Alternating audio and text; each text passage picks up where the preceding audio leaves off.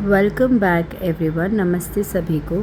आज घटस्थ योगा श्रृंखला महर्षि घिरंड में हम योनि मुद्रा के बारे में जानने के प्रयास को जारी रखेंगे।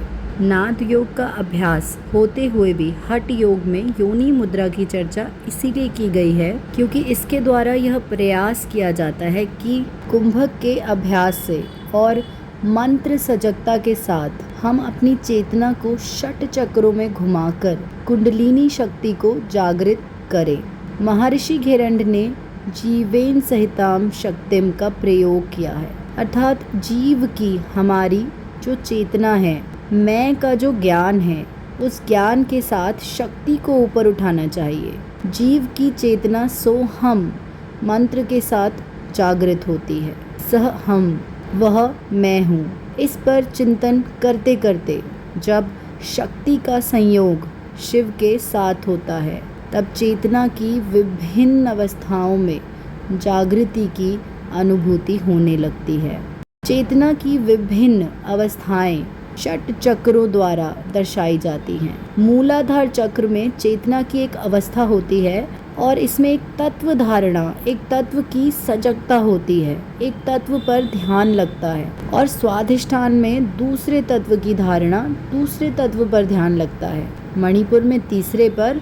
इस प्रकार अंत में छठे चक्र में संपूर्ण मन का योग परम चेतना शिव के साथ होता है। इस मुद्रा का यही लक्ष्य है, शिव और शक्ति दोनों को चेतना में स्थापित कर देना।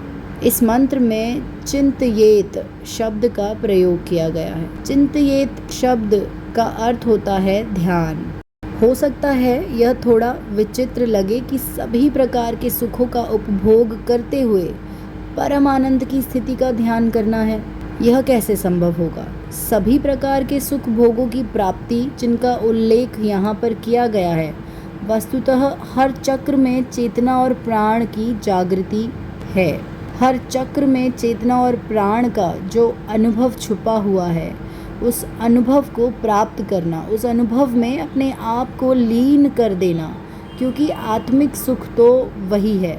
यहाँ पर सब सुखों का अर्थ भौतिक सुख नहीं, वरन चेतना के भीतर ऐक्य की स्थिति उत्पन्न होती है। चेतना के नए आयामों का जो अनुभव होता है और उससे सुख और आनंद की जो प्राप्ति होती है, उसका उल्लेख यहाँ पर किया जा रहा है। शिव शक्ति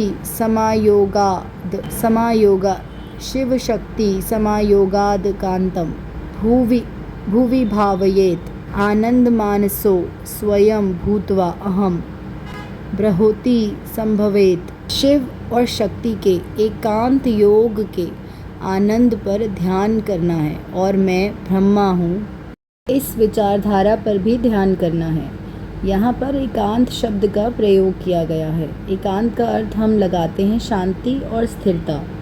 जहाँ पर चेतना की जागृति हो गई है, वहाँ पर किसी प्रकार की हलचल, विक्षेप या कोलाहल नहीं होता। आंतरिक शांति, आंतरिक एकाग्रता और तन्मयता की अनुभूति होती है। यहाँ तक सुनने के लिए धन्यवाद। अब कल जारी रखेंगे।